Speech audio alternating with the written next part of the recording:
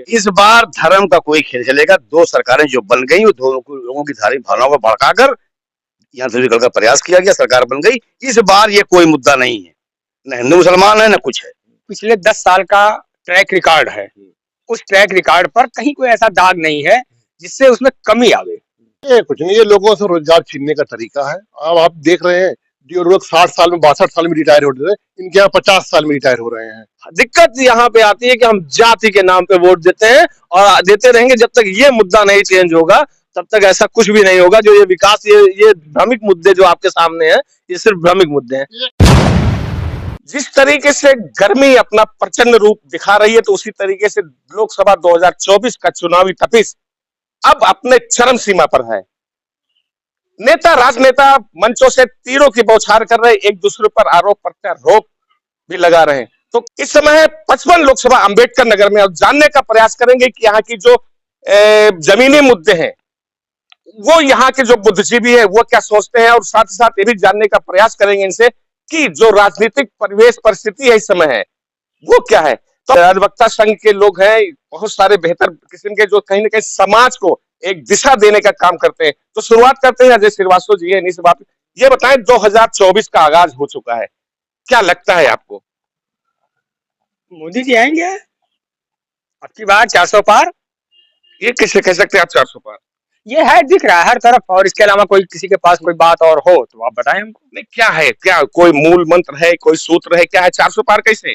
400 पार ऐसे कि जो पिछले 10 साल का ट्रैक रिकॉर्ड है, उस ट्रैक रिकॉर्ड पर कहीं कोई ऐसा दाग नहीं है जिससे उसमें कमी आवे। अगर आपके पास हो, यहाँ हमारे और भी तमाम साथी हैं, अगर उनको लगता है कि नहीं कहीं से हमारा ट्रैक रिकॉर्ड मोदी जी का खराब है, चाहे वो भ्रष्टाचार का मुद्दा हो, चाहे वो इंफ्रास्ट्रक्चर का की बात हो, चाहे वो दलितों, गरीबों, मजदूरों के लिए आर्थिक सहायता और जो तमाम अनुदान योजनाएं चल रही हैं, इन सब चीजों को लेकर के ऑन द होल जो समग्र विकास है, जो संपूर्ण विकास है, देश की जो स्थिति है आज के 10 साल पहले, सिर्फ लोकल लेवल पर ही नहीं, इंटरनेशनल लेवल पर। आप गांव में जाएं, देखें, अभी आपको फर्क दिखेगा कि पहले गांव में जहां रास्ते नहीं थे वहां पक्की सड़कें हैं, बिजली है, एसी है, बिल्कुल क्लास 1 के मकान है। तो ये है डेवलपमेंट।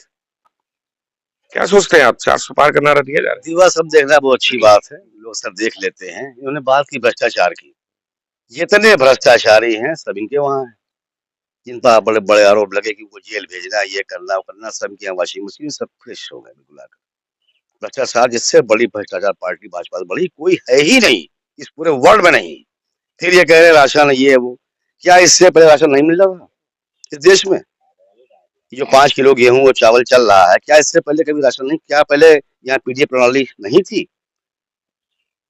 सारे भ्रष्टाचारी एक हो गए और कह रहे हैं कि इंफ्रास्ट्रक्चर क्या है। क्या 10 साल पहले घर में गाँव में पक्के मकान नहीं थे? जो कुछ हुआ सब इसी 10 साल में हुआ है। इससे पहले सब यहाँ पर नंगे घूमते थे या पत्ता ओढ़े घूमते थे। ये सब खाली जुमलों की सरकार है और लोगों को खाली बेवकूफ बनाया है। लोगों को धर्म की लड़ाई में लड़ाया, हिंदू मुसलमान, मीट मछली, ये सब कोई मुद्दा नहीं है। मुद्दा है बेरोजगारी और शिक्षा,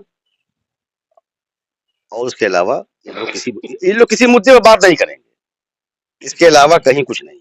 तो कहीं ना कहीं जो मुद्दों की बात की जा रही थी, शिक्षा है, स्वास्थ्य है, बेरोजगारी है और सुरक्षा, हम जानने का प्रयास करेंगे। बताइए, ये जो 4 मूलभूत मुद्दे हैं, इस पे मौजूदा जो चुनाव है इस पे बात नहीं की जा रही है। ये सरकार जो बनी हुई है 10 साल से, आप देख रहे हैं, जिस बात को गाय, मीट, मछली, उन्हीं कंपनियों से चंदा लेती रही।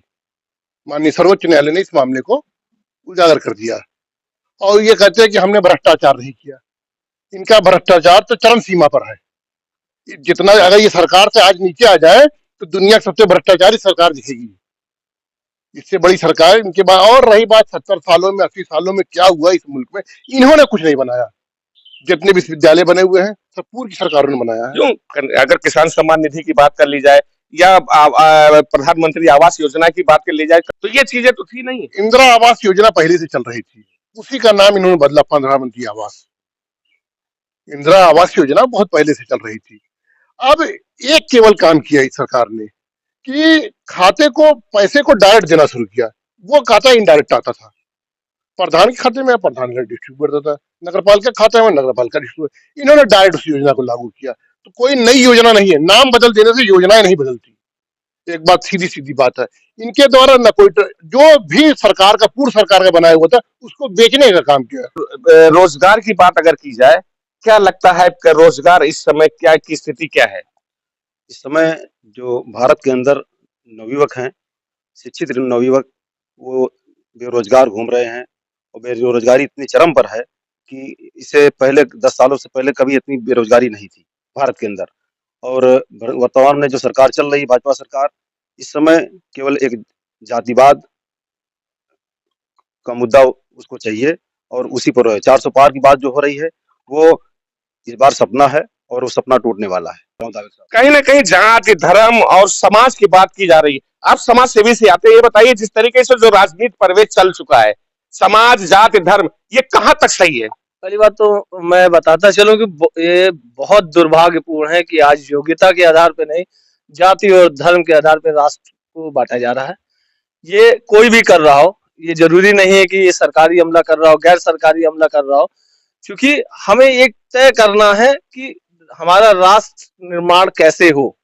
हमें 5 साल तय करने हैं। 5 साल में हमारे राष्ट्र, हमारा देश, हमारा मोहल्ला, हमारा शहर कैसे विकास करेगा, ये तय करना है। इससे जाति धर्म के आधार पे हम उसको डिवाइड कर देते हैं और उसको ले आते हैं जिसको कुछ भी नहीं मालूम होता है, जो 5 साल कुछ भी नहीं कर पाता, और हम फिर पुराने वहीं ठगे ठगे रह जाते हैं, हमारे पास कुछ भी नहीं रहता है। तो ये बहुत दुर्भाग्यपूर्ण है और मैं तो बिल्कुल चाहता हूं कि युवा निकले, युवा आबादी है, मैं युवा हूं, युवा आबादी है, युवा निकले।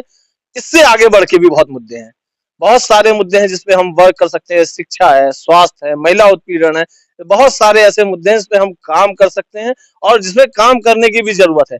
राष्ट्रीय सुरक्षा भी बहुत बड़ा मुद्दा है। इसका मतलब जो 7 साल यहाँ प्रदेश में चली, 10 साल केंद्र में चली, अभी तक ये चीजें अधूरी है क्या? देखिए, हर सरकार वर्क जरूर करती है, मैं ये नहीं कहता कि किसी सरकार ने नहीं किया या कोई आगे नहीं करेगा। हर सरकार वर्क जरूर करती है, लेकिन ये बहुत ब्रॉड मुद्दा है, उसमें बहुत बड़ा काम अभी ग्राउंड लेवल पे चाहिए। क्योंकि इस सरकार ने अंतिम पैदान के व्यक्ति की बात की है, तो अंतिम पैदान के व्यक्ति तक आना चाहिए। मैं जिस कॉन्स्टिट्यूएंसी से बिलोंग करता हूँ, उस कॉन्स्टिट्यूएंसी में आज भी मैं जब पढ़ता हूँ तो रोड एक्सीडेंट होते हैं, अवेयरनेस की कमी है, रोज एक युवा मर रहा है, रोज डेली 1 से 2 युवा अनुपात है मर रहा है। शिक्षा अभी हम लोगों को कहना पड़ रहा है घर घर जाके कि बच्चों को भेजिए, जबकि सरकार इतनी सारी फैसिलिटीज दे रही है। कहना क्यों पड़ रहा है? चीजें निकलती हैं, इंप्लीमेंट नहीं होती, वो अंतिम पैदान के व्यक्ति तक जाती नहीं। नौकरी कहाँ है? सरकार लगातार कहती है कि हम रोजगार दे रहे हैं, आपको क्या लगता है नौकरी कहाँ है? देखिए, मैं आपको सबसे पहले यह अपने मस्तिष्क में स्पष्ट कर लीजिए कि नौकरी सारे देश को नहीं दी जा सकती। ये किसी माई के लाल में ऐसा दम नहीं है कि वो कोई एक ऐसा फंडा दे दे कि सबको कलेक्टर बना दिया जाए। सबको सरकारी नौकरी का मतलब रोजगार नहीं होता है। रोजगार का मतलब होता है कि वो व्यक्ति कमा करके, रुक जाइए, चाय की दुकान रोजगार नहीं है, जनरल स्टोर रोजगार नहीं है, किसी फैक्ट्री में काम करना रोजगार नहीं है। तो क्या सबको कलेक्टर बना देंगे आप? आपके पास कोई हो फार्मूला? एक बात ये बताए, उनके पास कोई फार्मूला मौके तो वो मुझे सुनिए तो एक मिनट मैं बता रहा हूँ जिस क्या लगता है रोजगार कहाँ है? रोजगार की बात देखिए, चुनाव चल रहे हैं, लगातार मंचों से बातें की जा रही है, तमाम किस्म की लोक लुभावने वायदे किए जा रहे हैं, लेकिन रोजगार कहाँ है? समाजवादी पार्टी के नेता मुखिया अखिलेश यादव मन रथ से निकल के रोजगार की बात कर रहे हैं। रोजगार कहाँ है? रोजगार कैसे मिलेगा लोगों को? रोजगार के लिए हमारे राष्ट्रीय अध्यक्ष जी ने, जब उनका शासनकाल रहा, उन्होंने युवाओं को लाखों लाख नौकरियां दी, सिपाही भर्ती और तमाम ऐसी योजनाओं को लाभ दिलाया। यहाँ तक कि एजुकेशन के लाइन में बेहतर एजुकेशन को आगे बढ़ाने के लिए उन्होंने बच्चियों को कन्या विद्याधन, बच्चों को लैपटॉप वितरण और तमाम ऐसी चीजें जो है दिया। उसके साथ साथ युवाओं को रोजगार देने का भी काम किया उन्होंने हमेशा। कहना चाहूंगा, देखिए, चाहे वो समाजवादी सरकार हो, चाहे इससे पहले बसपा सरकार रही है या अभी बीजेपी सरकार है, अगर रोजगार होता तो लोग माइग्रेट होके बाहर ना जा रहे होते। बहुत बड़ा मुद्दा है जिसको लोग देख नहीं रहे हैं, लोग माइग्रेट होके जा रहे हैं। ये सरकार में उसको श्रम विभाग के माध्यम से दिया जा रहा है, सरकारी नौकरी, जहाँ से जानो खतरा है, सरकारी सरकार भेज रही है। आपके पास कोई ऐसी योजना है जिससे आप सारे के सारे मारे जाएंगे? सरकारी नौकरी रोजगार का नहीं आ रहा मतलब है। जो वो रोड लेबर। तक शिक्षा नहीं होगी, शिक्षा पे वर्क नहीं होगा, रोजगार को वो नहीं आप रोजगार सरकार है। का हक मत मानिए। जी, सरकार ने अभी शिक्षा पर ये हालत है कि जितने कंपटीशन है सबके पेपर लीक हो गए। सबसे बड़ा ये मुद्दा रहा, सबसे बड़ा मुद्दा रहा। रोज लीक और हो रहे हैं। लोग अपनी अपनी ट्रेनों से लोग ये साधन की ये स्थिति थी, लोग फुटपाथ पर सोते रहे। टांडा जैसे शहर के अंदर रहने को बच्चों को होटल तक नहीं मिला, खाने तक का खाना नहीं, होटल खाने को नहीं मिला। और रात भर लोग बस स्टैंड पर पन्नी बिछा कर लेटे हुए थे। ये मैं अपनी चश्मदीद आंखों से देखा हूँ और उसके बाद मालूम हुआ कि पेपर नहीं, लीक हो हमारे गया। साथी के पास ऐसी कोई योजना है कि देश के सारे युवाओं को रोजगार दिया जा सके? इतनी चरम सीमा पर है सारे कि युवाओं को बारात नौकरी निकालने के लिए दी जाए। इन्होंने बारात ऐसी कोई निकाली, योजना है बेरोजगारों इनके की बारात निकाली। हिंदुस्तान के अंदर बेरोजगारी इतनी पनप गई है, इस पर किसी भी जो मौके की सरकार है, उसका कोई ध्यान नहीं जा रहा है। अगर एक बढ़िया बेहतर राष्ट्र की स्थापना करना, एक बात ये बताएं, 2014 में जब समाजवादी सरकार चुनाव यहाँ हुआ था, इससे पहले वाले जब समाजवादी थी, चुनाव में समाजवादी जब गई, उसका एक नारा दे के आई थी कि काम बोलता है, लेकिन वो काम बोला नहीं, चुनाव में जनता ने नकारा। क्यों? इसलिए नहीं बोला कि जनता को बहला दिया गया जाति धर्म मीट मछली में। मुद्दे पर ये चुनाव लड़ते ही नहीं है, करीब मुद्दे लड़ते। इसी जिले में देखिए, जितना सब कुछ दिया है वो पूर्व सरकारों ने दिया है। भाजपा सरकार 10 साल में अब क्या एक ईटा दिखा दी इस जिले में जो इन्होंने रखा हो। काम बोलने की जहां तक बात किया, लखनऊ में मेट्रो की स्थापना माननीय राष्ट्रीय अध्यक्ष अखिलेश यादव जी ने कराया, आगरा एक्सप्रेस वे बना के दिखाया, बहुत सी ऐसी चीजें बना के दिखाए, लेकिन जनता को क्या चाहिए ये हर आदमी नहीं जान पा रहा है। इस जिले का सबसे बड़ा मेडिकल कॉलेज, बहुत बड़ी चीज है, माननीय विकास लालजी वर्मा ने दिया उसको। एक अस्पताल बता दें, ये बसपा सरकार ने माननीय बहन जी ने दिया इसको। लालजी वर्मा जी का कोई योगदान नहीं रहा, लालजी वर्मा कोई योगदान नहीं रहा, वो मायावती जी का योगदान है। और मायावती जी ने इस लोकसभा से चुनाव लड़ा और चुनाव लड़ने के बाद यहाँ की जनता ने उनको सिरमौर बड़े सांसद ने। लेकिन बसपा के दौर में ये जरूर आया मेडिकल कॉलेज, लेकिन जब समाज से सरकार आई तो उसके ऐसे सीरीज यहाँ से उठा करके गैर जनपद लेके गए, आजमगढ़ फेंक दिया गया।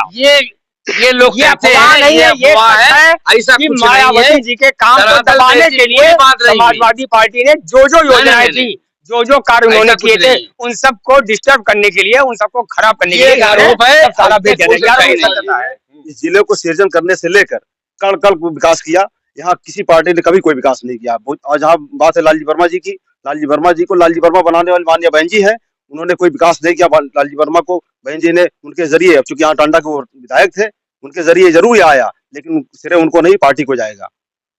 माननीय लालजी वर्मा हमेशा जनता के हित की बात किया, जनता के हित का काम किया। वो किसी भी पार्टी में रहे हो, किसी भी पार्टी में रहे हो, बसपा पार्टी में थे, लेकिन उन्होंने जनता के लिए काम किया। आज उसको पार्टी से ना जोड़कर ये देखा था कि उनका अपना व्यक्तित्व था, उन्होंने काम किया जनता के लिए। मिलने गया कि बिजली बड़ी खराब है, उनसे कहा धंधा बदल दो, उनसे कहा धंधा बदल दो। ये है लालजी वर्मा। ये बात गलत है, धंधा बदल दो, ये बात गलत है, कोई साक्ष्य नहीं है। शकील अंसारी थे, ये बात गलत है, इसका कोई साक्ष्य नहीं है, ये निराधार है। अभी नया उनका स्टेटमेंट सुन लीजिए। जिस दिन इन्होंने समाजवादी कार्यालय का उद्घाटन किया, उस दिन की आप क्लिप उठा देख लीजिए। आप लोग का ही इंटरव्यू था कि जुगनू की पार्टी छट गए, कहीं मुसलमान बहका हुआ है, तो मुसलमान बहका हुआ है, फिर तो उसी प्लेटफॉर्म पे आके जुगनू प्लेटफॉर्म पे आना वो अलग बात है, लेकिन उन्होंने जुगनू व्यक्तिगत उनका बयान था, कहीं ना कहीं टिकट को लेकर के नाराज थे, टिकट के लिए नाराज थे, लेकिन उनके मन की बात बाहर आई। एक व्यक्ति के लिए वो कह सकते थे, सारी कौम को नहीं कह सकते थे। केवल एक वर्ग विशेष के लिए जो भी किया है, एक वर्ग विशेष के लिए किया है। आज भी मैनार्टी के लोग जितने लोग थे मिट्टी के नीचे दफन भी हो गए, एक सिंगल आदमी नहीं बता सकते जिसका एक ईटा भी सो जाएगा। हम मुद्दे की बात करते हैं, मुद्दे की नौकरी सबसे अहम चीज है। यहाँ की आज की जो स्थिति, मैं सभी से एक मिनट बेटा, एक मिनट, मैं सभी से ये जानना चाहता हूँ, कि ये नौजवानों का आरोप है कि पहले हम एग्जाम देते थे तो रिजल्ट का इंतजार करते थे, लेकिन आज एग्जाम देते हैं, डर रहता है कि पेपर न लीक हो जाए। पेपर लीक की घटनाएं हुई है, ये सच है, लेकिन जो भी पेपर लीक हुआ है उस पर कार्रवाई भी कहीं से ऐसी नहीं है कि आप ये कह सके कि पक्षपात हुआ। जानकारी होते ही पेपर लीक कराएं, सरकार तो जाती नहीं, क्यों आती? ये ठीक है, जो ये बात ठीक है, लोगों को सर्विस मिले, नौकरी मिले, क्योंकि ये जो प्रोग्राम है ये उनके ही अपने लोग होते हैं जो लीक कराने का प्रोग्राम तय करते हैं।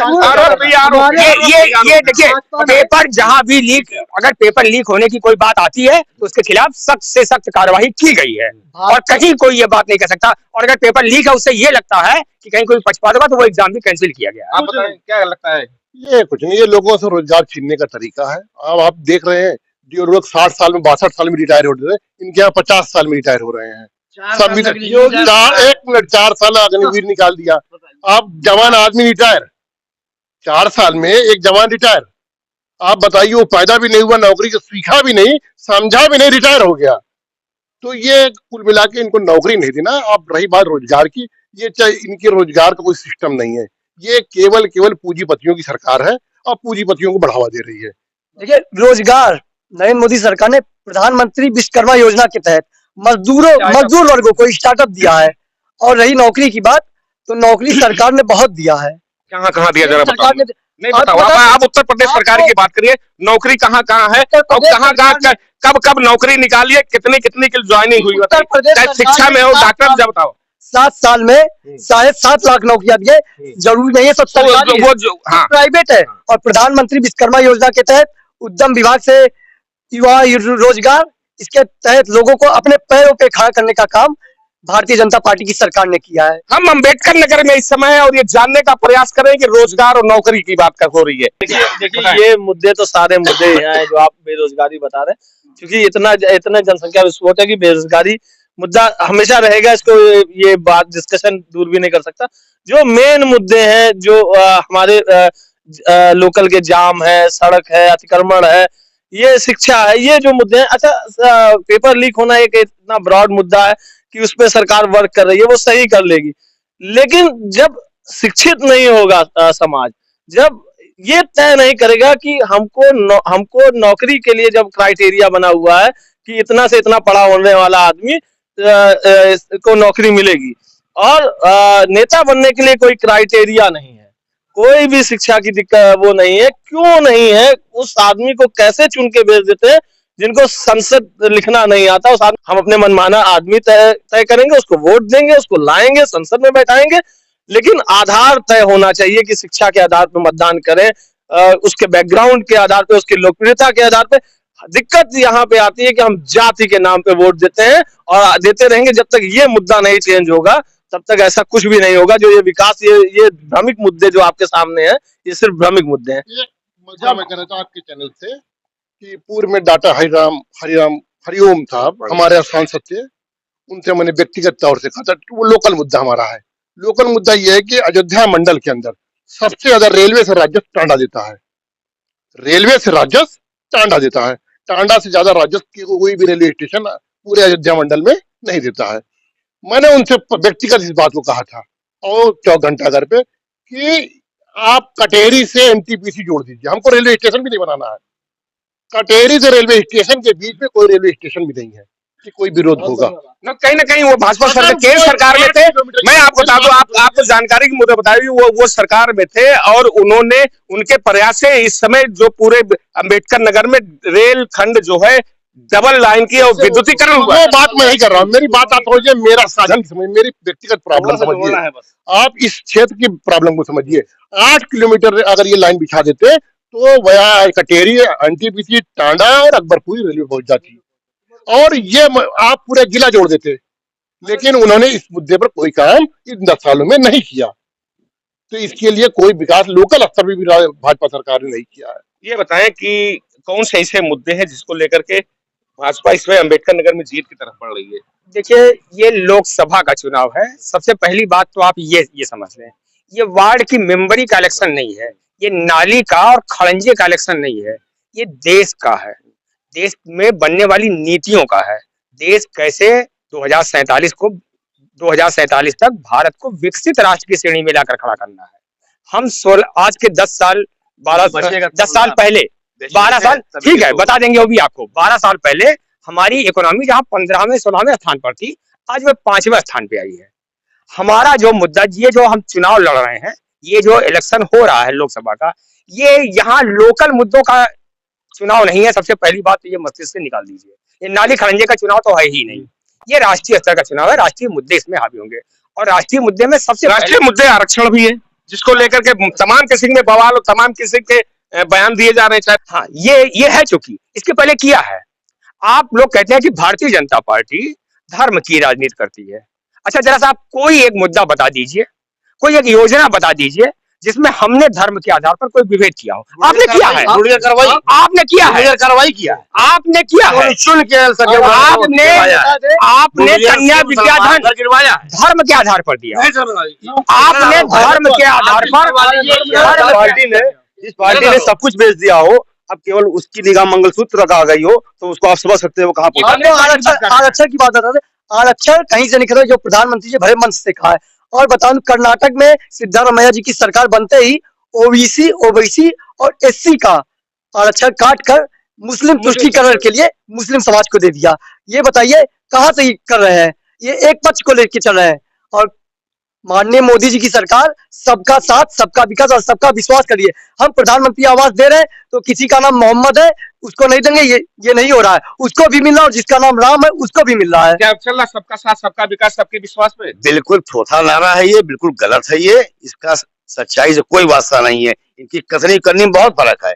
आप यहाँ के देख लीजिए माइनॉरिटी के लोगों को, खाली इन लोगों के साथ अत्याचार सब देख रही है, वो सब जान रही है, कुछ नहीं चलने वाला है इस बार, जान लीजिए कुछ भी नहीं चलने वाला है, कुछ भी नहीं चलने वाला है। ये सब खेल खत्म है। 405 इस बार भी होना है। समाजवादी गठबंधन यहाँ से हमारी मदद जीतेगा। जनता बहुत समझदार है। 10 सालों में एक रख पाए, कथनी और करनी में सरकार है, इस जिले में एक ईटा नहीं रख पाए है ये सरकार। कहीं हो तो बताइए कौन सी सड़क टूटी हुई दिख रही है आपको? ना विपक्ष के पास नेता है ना नियत है।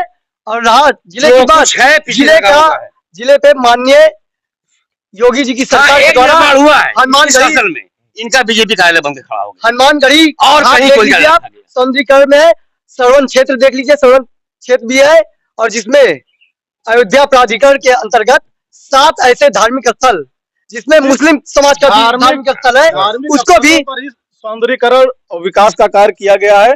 जनहित की बात आप बताइए, जनहित के लिए कौन सा ऐसा काम कर दिया गया जिससे जनता लाभ उठा सके? एक बात बताएं, सरकार लगातार इस चुनाव में जो आई है सबका साथ सबका विकास सबके विश्वास का नारा देकर के आई है, क्या लगता है आपको? इस बारे में कोई बहुत खोखला रहा है, इंतहाई खोखला। सबका विकास नहीं, एक व्यक्ति का विकास है, अडानी का विकास है, अंबानी का विकास है।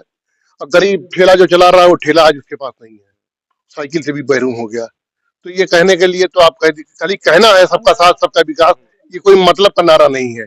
आप आज इससे अंदाजा लगाइए, जो व्यापारी हमारे यहाँ था, जो छोटा है वो और छोटा होता गया, जो बड़ा था और बड़ा होता गया, आज मध्य वर्ग समाप्त हो गया है। तो बताया ये जा रहा है कहीं न कहीं बसपा को कहा जा रहा है कि वो भाजपा की बी टीम बन चुकी है। ये विरोधी का काम है।